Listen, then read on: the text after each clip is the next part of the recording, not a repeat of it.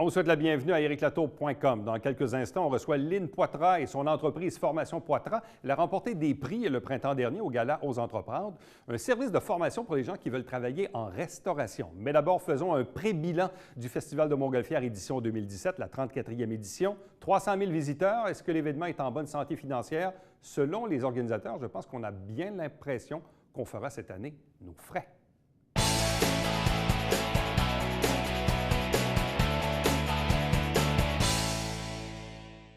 Il y a quelques semaines à peine, on était en plein dans cette 34e édition de l'International de Montgolfière de Saint-Jean-sur-Richelieu. Une année, somme toute, importante, on le sait, c'est vrai, il y a quelques années, en fait, les 2-3 dernières années, un petit problème de météo, ce qui a entraîné forcément un problème aussi d'entrée d'argent.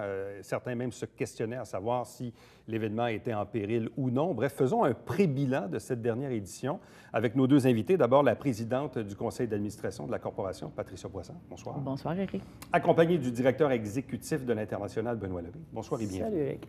Bon. Une première appréciation, parce que, oui, il a fait plus beau cette année que les autres années. Ça, je pense que c'est indéniable. Oui. Il aurait pu faire encore plus beau qu'on l'aurait pris également. Il y a eu certaines journées, bon, avec un peu de pluie, le premier samedi, le vendredi. Mais malgré tout, malgré ces deux journées un peu plus sombres, on s'en sort avec un premier bilan, disons, un premier bilan qui est somme toute acceptable. Oui, il est acceptable. On est content de l'édition, la 34e édition, excuse-moi. Comme tu as dit, c'est sûr qu'on a eu un début difficile parce que le dimanche aussi, il a plu jusqu'à 2 heures l'après-midi. Alors, c'est pour ça qu'on se disait que ça se peut pas une autre année pareille. Puis après ça, le beau temps est arrivé, le monde était là, les gens étaient là. Exactement. À partir du mercredi. À partir du mercredi, on était avec les deux frères et la chicane, là, on était partis. On était satisfaits. Évidemment, vous travaillez pendant 1 an sur un événement qui ne dure que 9 jours. On a le nez un peu collé sur la vitre. Et puis là, le lendemain, on commence déjà à faire un premier bilan. Puis il y aura un bilan plus complet à la fin de l'année fiscale, au 31 octobre. Vous avez évoqué, Benoît, le chiffre de 300 000 visiteurs. C'est une approximation. Est-ce que 300 000 visiteurs, est-ce que c'est fidèle à vos... est-ce que vous aviez anticipé? Est-ce que... On espérait entre 300 et 350 comme un objectif, puis on se situe entre les deux. On n'a pas le chiffre précis encore, là, mais un petit peu plus que 300 000. Donc, en plein dans l'objectif. Fait que très positif comme bilan là, à chaud. On dit pré-bilan parce que notre année fiscale se termine le 31 octobre, donc il reste encore plein de choses là, Ça, dans le fond, ce que ça veut dire, c'est que si on prend, disons, le premier samedi ou encore le vendredi où il ne faisait pas très beau, disons qu'on prend ces journées-là puis on en fait de superbes journées, bien là, on n'est pas loin du 350. Absolument. C'est ça, dans le fond. Exactement. Exactement. Et peut-être même plus. Oui, peut-être même plus, c'est ça. Écoute, le premier samedi, c'est sûr qu'on a des attentes élevées pour un samedi, un week-end. Ça a été plus difficile, mais somme toute, là, ça quand même... Et l'an passé, qui s'est avéré, évidemment, l'année la plus difficile de l'histoire du festival, on avait combien de visiteurs l'an passé? 250, à peu près 40. Quelques, c'est ça. Et c'est là qu'on voit que le jeu, donc, une année météo horrible, c'est 250, une super belle, c'est 350. Ouais. Là, on est comme on joue entre ça. On est entre les deux. C'est ça. Quelle est l'appréciation globale que les gens que vous côtoyez, vos collègues, les autres élus, vos amis, des partenaires d'affaires? Qu'est-ce que les gens vous ont dit dans les jours qui ont suivi le festival cette année? Bien, cette année, vu qu'on a beaucoup amené, on a amené des nouveautés. Quand on parle du défi pop aussi, qui est un trajet de 2 km qui était vraiment intéressant pour les 8 ans et plus. Ça a été très apprécié. L'aspect local qu'on a amené cette année aussi avec les ambassadeurs. Alors, on a eu quand même 35 ambassadeurs qui ont participé cette année au Montgolfière pour une première année. On est vraiment satisfaits. Alors, ça nous permet de vraiment, tu sais, quand on dit les gens veulent qu'on redonne le festival à Saint-Jean-sur-Richelieu, on travaille fort de ce côté-là là, pour en arriver à ça. Puis, le fait de Planète Ballon, même qui a été amené en avant de l'envolée, des envolées. Alors, les parents, ils nous ont dit, bien, tu sais, on n'avait pas besoin maintenant de dire aux enfants, on lâche les ballons pour aller voir l'envolée, puisqu'il était juste en face, que ça permettait de côtoyer là, les deux objectifs. Avez-vous senti une plus grande implication des locaux, des Joannais, soit par la vente de passeports ou leur visite sur le site ou je ne sais trop quelle façon de les compter, mais souvent on se dit dans les dernières années, le commentaire, c'est « Ah, le festival, déjà allé il y a une couple d'années, c'est toujours pareil. » Et là, on dit aux gens « Non, il faut retourner, il faut voir les changements. » Est-ce que vous avez senti cette année qu'il y avait plus de locaux qui visitaient le Ça serait mon observation. La plus importante pour moi cette année, c'est, bon, le programme des ambassadeurs était ciblé pour le genre d'affaires de la région, locale surtout. Mais on a aussi vu dans la vente de passeports et dans l'achalandage, donc le chiffre d'achalandage, les Joannais sont venus plus que l'année passée. Ça, c'est sûr que l'année passée, on avait moins d'achalandage overall. Mais j'ai senti un momentum qui était différent, puis un engouement qui était différent aussi des années passées. Donc, je te répondrais que ça pour moi, c'était ce qui était le plus positif dans tout ça. C'était ça aussi, parce que, veut pas, on veut que le Joannais vienne pour plein de raisons, mais surtout parce qu'on a besoin de la ville qui nous supporte. On l'a senti aussi, que ce soit sur les médias sociaux, que ce soit sur le site. On a vu une mobilisation qui était différente des autres années. Fait que ça, c'est très positif. Bon, là, on le sait, on a vécu comme 3 années où les déficits ont, disons, pris le focus, si on veut, sur l'ensemble de l'opération. En plus de ça, bien évidemment, on le sait, on est en année électorale. Est-ce que l'édition 2017 était, disons, hyper importante pour l'avenir de l'événement? Je parle politiquement parlant, là, dans ce choix-là que le conseil, l'actuel conseil ou le prochain fera du festival. Oui, bien, oui et non. Oui, parce que c'est la 34e, 35e édition, 3 ans de déficit. Sauf que là, en voyant que l'édition a bien été, on a emmené des nouveautés, comme on disait, le local est là, les gens de Saint-Jean se l'approprient plus. Alors, je pense que la question du festival, là, pour la question politique, là, que je nommerai pas les personnes qui l'utilisent là, en campagne en ce moment là, pour tout et pour rien, mais là, ils se débattent juste sur le chiffre, là. Parce qu'ils ne disent pas que le festival n'est pas de notoriété, ils ne disent pas qu'il représente bien la ville. C'est vraiment juste une question de chiffres. Alors, les chiffres en étant là, le bilan qui répond, dans le fond, aux satisfactions de tous, fait que ne devrait pas nécessairement mise en doute pour une 35e édition. Là. Bon, effectivement, et ça, le fameux chiffre, c'est comme une espèce de... Le festival n'est pas terminé, que la question, c'est est-ce qu'il va y avoir un déficit cette année, là, comme une allergie. Il était à peine commencé, des gens... Puis déjà les gens se posaient la question, surtout après le premier week-end où ils mouillaient un peu, mais... sans rentrer dans le détail fin, à 300 000 visiteurs, est-ce que vous avez bon espoir de faire vos chiffres? Oui, puis je rajouterais qu'on parle d'achalandage. Tu as comparé tantôt le 240, 250, mais ce qu'on a aussi fait cette année, c'est qu'il y a eu, au niveau des dépenses aussi, certaines procédures au niveau des opérations ont changé. Donc, on s'est donné une meilleure chance, je te dirais, en partant aussi. Donc, oui, très confiant à ce niveau-là aussi. Donc, vous êtes confiant de ce côté-là. Oui. On en faisait mention aussi parce que cette année, il y avait de la compétition avec le 375e de Montréal. Oui. Parce qu'au-delà des gens qui viennent visiter, il y a aussi les revenus que vous tirez des commanditaires. Des partenaires, oui, effectivement. Et là, cette année, il y avait un événement de plus dans le Grand Montréal. Beaucoup d'événements de plus. Est-ce que ça a affecté un peu, disons, les revenus potentiels? C'est sûr que oui, tous les événements à l'extérieur de Montréal ou qui n'étaient pas impliqués dans l'événement de Montréal, le grand événement, je pense qu'ils l'ont senti. On a quand même des bons partenaires qui ont demeuré avec nous. Il y en a d'autres qui vont revenir et qui n'ont pas été là l'année passée. Donc oui, il y a eu un impact, absolument. On a fait des choix aussi là, au niveau du site pour ces réseaux-là aussi. Mais en gros, quand on se projette vers le futur, il n'y a aucune, moi je pourrais dire, inquiétude à ce niveau-là. Quelle est la marge de manœuvre que le présent conseil ou le futur conseil doit donner à son festival? Parce qu'on le sait, puis même on a fait, je pense, une demi-heure d'émission là-dessus au printemps dernier pour essayer de démystifier les chiffres, puis la subvention, puis l'avance de fonds, puis là, il y a une marge de crédit. Puis là, tu fais comme à un moment donné, donc, la Ville met combien dans son festival? C'est ça, dans le fond, la question. C'est 500 000, c'est 1 million. Ça vaut combien? On pourrait se payer une campagne de marketing puisque ça coûterait le même prix. Je veux dire, à un moment donné, on focus sur le mot déficit. Ça coûterait un petit peu plus cher. Peut-être même plus cher, mais c'est quoi la marge de manœuvre qu'une ville comme Saint-Jean-sur-Richelieu doit donner à son événement comme celui du festival? Parce que forcément, il y a une contribution financière de la ville. Peu importe comment on l'appelle, que ce soit subvention, avance de fonds ou marge de crédit, il y a de l'argent. Exact. De toute façon, en ce moment, il n'y a pas... ce que la Ville a contribué, c'est vraiment, mettons, la subvention qui est là. Ouais. OK. Et on se dit, effectivement, les conseillers qui sont en place, c'est sûr que le 5 novembre sera peut-être une autre histoire, mais ceux qui sont là, nous, on regarde même pour bonifier ce montant-là, puis on n'en parle plus de déficit après. Tu sais, on va parler, c'est ce montant-là, point, c'est clos. Parce que si on regarde toute la valeur médiatique que le festival amène pour la ville de Saint-Jean-sur-Richelieu, toutes les retombées, l'image de Saint-Jean-sur-Richelieu par rapport au festival, il est là. On a juste à aller ailleurs, puis on le voit, là, c'est reconnu, là. Puis on passe dans tous les gros médias, le Journal de Montréal et tout ça, c'est quand même une bonne publicité là, que le festival apporte. Pour un organisateur comme Benoît Lemay et son équipe, est-ce que ce bilan de la 34e édition, c'est de dire, bon, ouf, maintenant, bon, l'événement, entre guillemets, est sauvé, mais est-ce que vous avez maintenant la tête en paix, malgré le contexte électoral, je comprends, mais d'organiser la 35e édition? Là? Oui. Puis je pense que le ouf, effectivement, on rit, mais c'était un peu ça.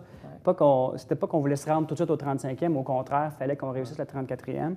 Puis je pense que ça, à tous les niveaux, il y a eu ça a été positif au niveau aussi opérationnel. L'équipe en place est quand même solide. Donc, effectivement, pour moi, ça a fait ouf. On est bien placé pour le 35e.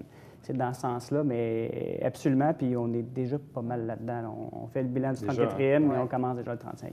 Ouais. Puis ce que tu dis, Éric, je vais juste peut-être bonifier. Benoît et son équipe, c'est vraiment une super équipe. On a des gens expérimentés depuis des années.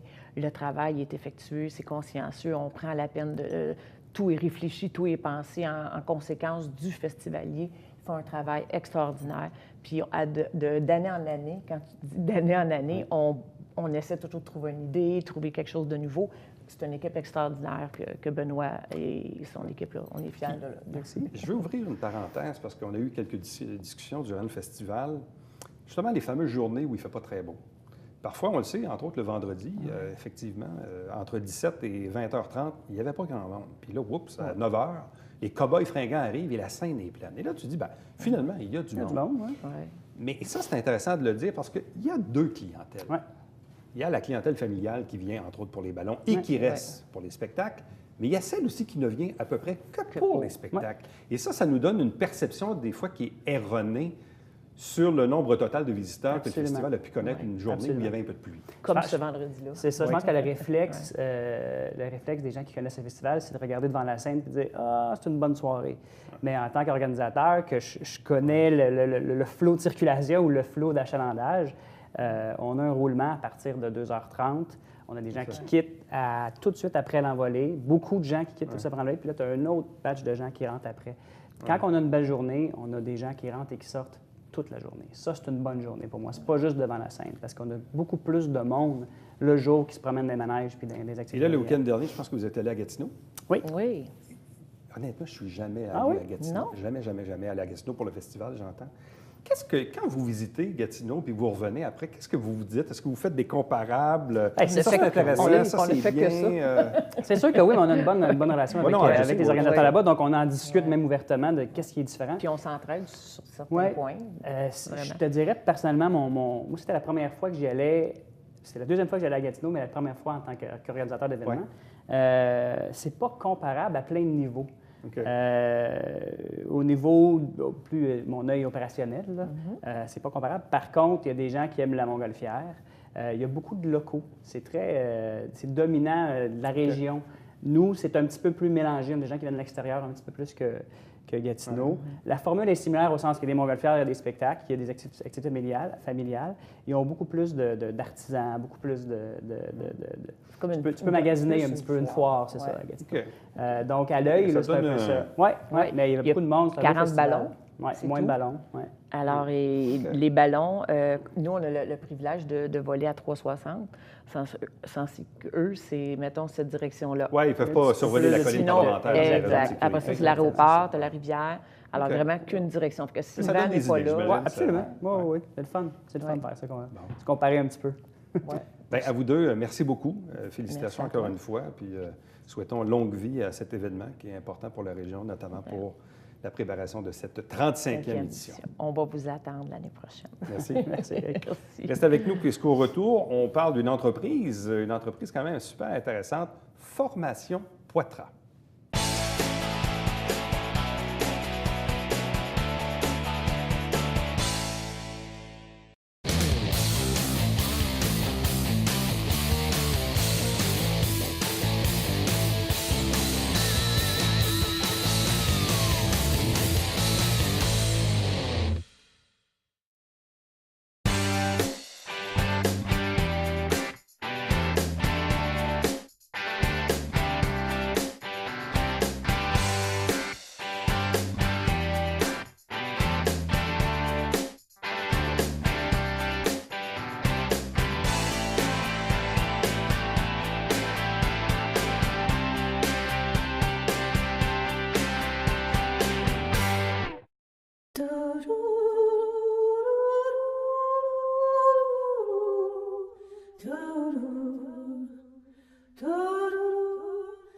Coulisses Beta, jeudi, 19h.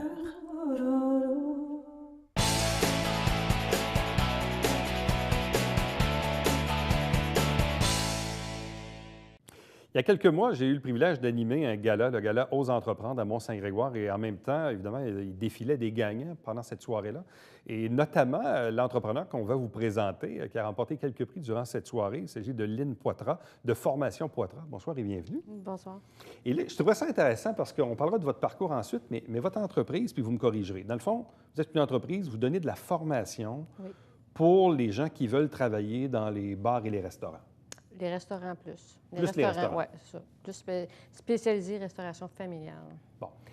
Et c'est drôle parce que je me suis dit, et je pensais à ça durant la soirée là, du mois d'avril à Saint-Grégoire, je me suis dit, c'est drôle. Moi, demain matin, là, je veux travailler comme serveur dans un restaurant. J'apprends ça où? Souvent, on se dit, bien, les gens apprennent ça sur le tas, j'imagine. Ouais. Hein? On se fait embaucher, puis là, bien, on nous montre comment ça marche, puis on devient serveur, serveuse de restaurant ou dans les bars. Donc, il existe pas vraiment d'endroit, mis à part l'entreprise que vous avez créée, pour apprendre ce métier-là.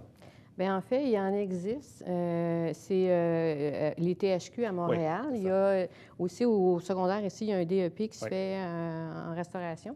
Mais c'est plus, je dirais, un enseignement voué pour les restaurants de plus haut calibre, haute classe, les croisières, les hôtels.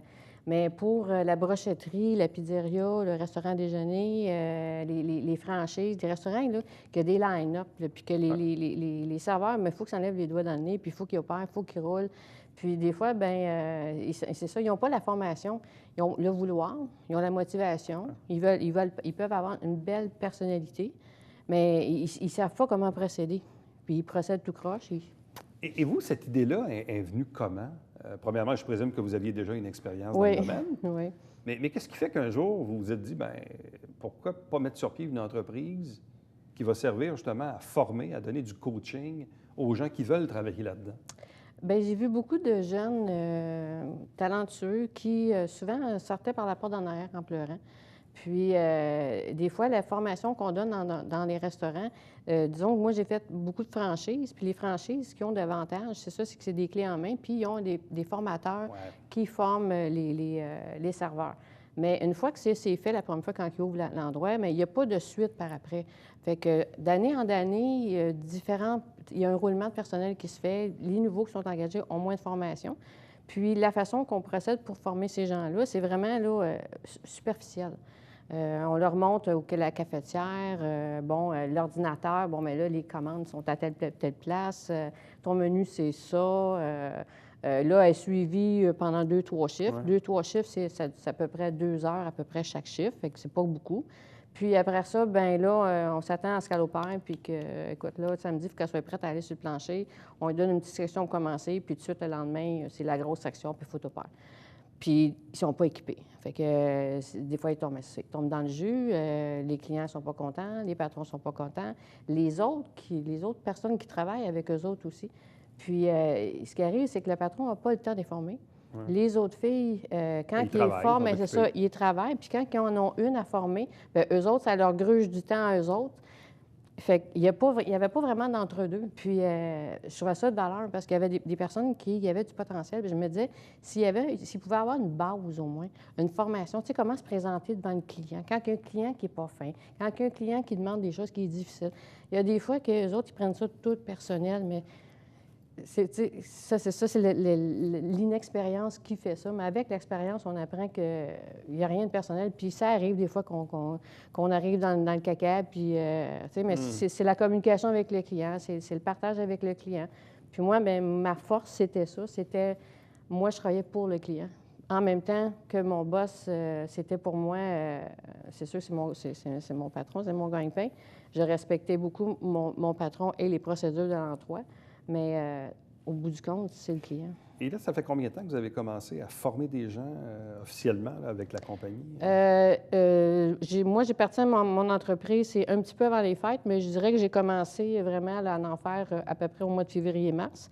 Mais j'en faisais avant quand je travaillais pour des restaurants, je faisais de la formation dans les restaurants. Aussi, c'est ça. Mais visiblement, c'était bien reçu parce que le gala Ose entreprendre, premièrement, c'était pour la Montérégie au grand complet. Oui. Là, je ne sais pas dans quelle catégorie vous étiez. Là, Service aux entreprises. Service aux entreprises, ouais. bon. Mais c'est quand même une belle tape dans le dos parce que, Ouais. bon, vous partez votre entreprise, puis là, quelques mois plus tard, il y a un jury qui dit « Hey, c'est bon ce que vous faites, là. » Oui. Wow! Ah oui, c'est une super belle... c'est une belle aventure. Puis j'ai été poussée... quand j'ai présenté mon projet à Serge Lazur, Ouais. qui est bien connu au niveau des nouveaux entrepreneurs, il y a tout de suite eu cet emballement-là vers mon projet. Fait que déjà là, ça m'a donné comme le pushing. Puis quand j'ai présenté ça au concours, je ne m'attendais pas à rien, vraiment, là. Puis quand j'ai eu l'étampe comme de quoi que c'était vraiment une bonne idée, là, mon Dieu Seigneur, tout le travail que j'avais fait. Et là, pour le mois de septembre, vous êtes donc la personnalité qui est retenue par le regroupement des travailleurs autonomes du Haut-Richelieu. Oui. C'est un peu pour ça aussi qu'on vous reçoit. C'est drôle parce que le communiqué qui vous introduit dit la chose suivante. De fugueuse à serveuse, en passant par présidente de compagnie et triple lauréate, on vient d'en parler. Donc, c'est quoi un peu votre parcours de vie, là? De ce que je comprends, c'est que, bon, c'était une enfance pas très facile. Non, c'est ça. Vraiment C'était pas facile. Très difficile. Et mon adolescence aussi, évidemment, encore plus. Donc, vous avez pas des fugues, consommation? Oui, exactement, c'est oui. ça. Consommation, fugue. Et puis, disons, qu'est-ce qui m'a arrêté, c'est le décès de ma mère. Quand ma mère, c'est moi qui l'ai trouvée morte.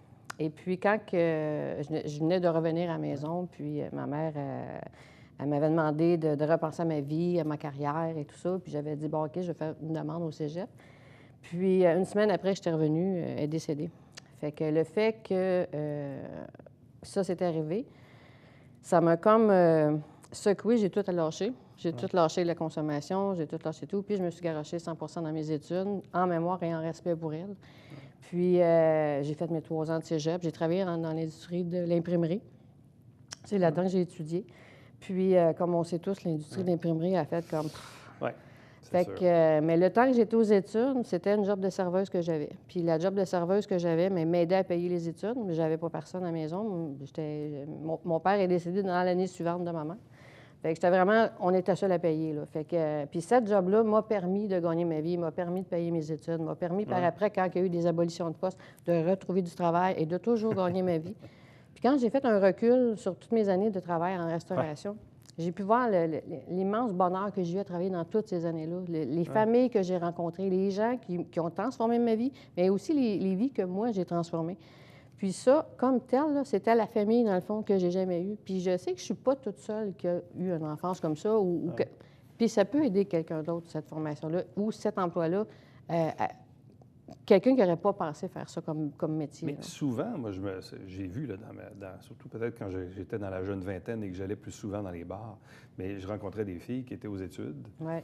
puis qui faisaient ça pour gagner, comme pour arrondir les fins de mois. Ouais. Et là, finalement, tu te ramasses 3, 4, 5 ans, 8 ans, 10 ans plus tard, et finalement, ils n'ont pas travaillé dans le domaine pour lequel ils ont étudié, et ils ont continué de faire carrière en restauration pendant 10 ans, 20 ans, puis finalement, leur vie, c'est ça. Là. Oui, c'est venu me chercher comme par en arrière, dans le fond. Parce que quand on a des fois, on a du potentiel pour ça, puis on découvre, on apprend à aimer ça. Ouais. Puis souvent, ce qui fait qu'on aime moins ça dans certaines places, c'est justement au niveau de la gestion, ça se produit mal. Au niveau des employés, ça va pas bien. Puis on part, là, tu sais, là. Mais quand on sait comment travailler, on connaît notre job, souvent, les clients comme moi, mes premiers jobs de serveuse, 30 ans plus tard, j'y vois encore. Fait que, puis j'en ai, ils sont rendus à l'hôpital aussi. Là. Puis là, former quelqu'un, ça prend combien de temps? Vous, dans le fond, vous les accompagnez pendant combien de temps? C'est forfaitaire à la journée. Alors, ça dépend. Ça dépend. Si dans une entreprise, par exemple, il y a 3 serveurs à former, disons une journée, 2 jours, ça peut aller. Si c'est 5, 6 serveurs, là, c'est différent. S'ils ont vraiment 0 formation, aucune connaissance, là, ça va être plus long. Fait qu'on peut y aller à 2, 3 jours. Puis c'est sporadique à toutes les années. Fait que si l'année d'ensuite, le restaurateur, il y a encore des nouvelles étudiantes, puis qu'il veut former son équipe, surtout comme dans le temps avant l'été, là, quand il y a des gros rushs, les serveurs qui sont là à temps plein, ils s'en vont en vacances. On embauche des étudiants qui n'ont pas d'expérience. Puis c'est un beau métier. C'est un beau métier. Puis quand on est bien outillé là, pour le faire, là, c'est merveilleux. Si on ne l'est pas, bien, on ne l'aime pas ça. Et là, on quitte en pleurant par la porte en On arrière. quitte en pleurant par la porte en arrière, oui. Pour dire, c'est pas fait pour moi, finalement, Non. c'est ça. Non. Puis c'est dommage, c'est ça, parce Ouais. que c'est vraiment un beau métier. Ouais. Bien, Lynne Poitras, merci beaucoup. Félicitations encore une fois. Merci. Puis longue vie à Formation Poitras. Oui. Donc, les gens qui veulent faire métier dans le monde de la restauration, bien, si l'endroit qu'on vous embauche n'a peut-être pas le temps de vous former, bien, je pense que Mme Lynne, elle va avoir le temps de vous Oui, former oui, puis ça va me faire adéquatement pour plaisir. vous faire apprécier le métier. Oui. Bien, merci. Merci beaucoup. Restez avec nous. Au retour, on vous présente le Babillard quotidien.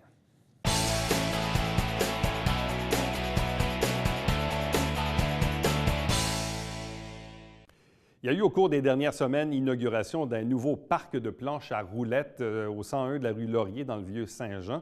Donc, ça fait quelques semaines à peine, mais aller faire un tour, c'est vraiment de toute beauté. Et pour les amateurs, évidemment, de skatepark, c'est vraiment la place. Chaque semaine, on vous présente des extraits des travaux du conseil municipal. Évidemment, cette année, il y aura une petite pause à l'occasion des mois d'octobre et novembre parce que ça sera la campagne électorale. Mais il y a encore 3 conseils de ville à se mettre sous la dent avant les élections. Vous rappelez également qu'il y a du changement cette année au Télébingo. Il y a 4 000 $ en prix. Dans le fond, c'est la carte pleine qui est désormais grimpée à 2 500 $ et il y a 30 dépositaires dans la région pour acheter vos livrets. Pour m'écrire, toujours par courriel, Éric Laton en un mot, à commercial tvhr9.com. À demain.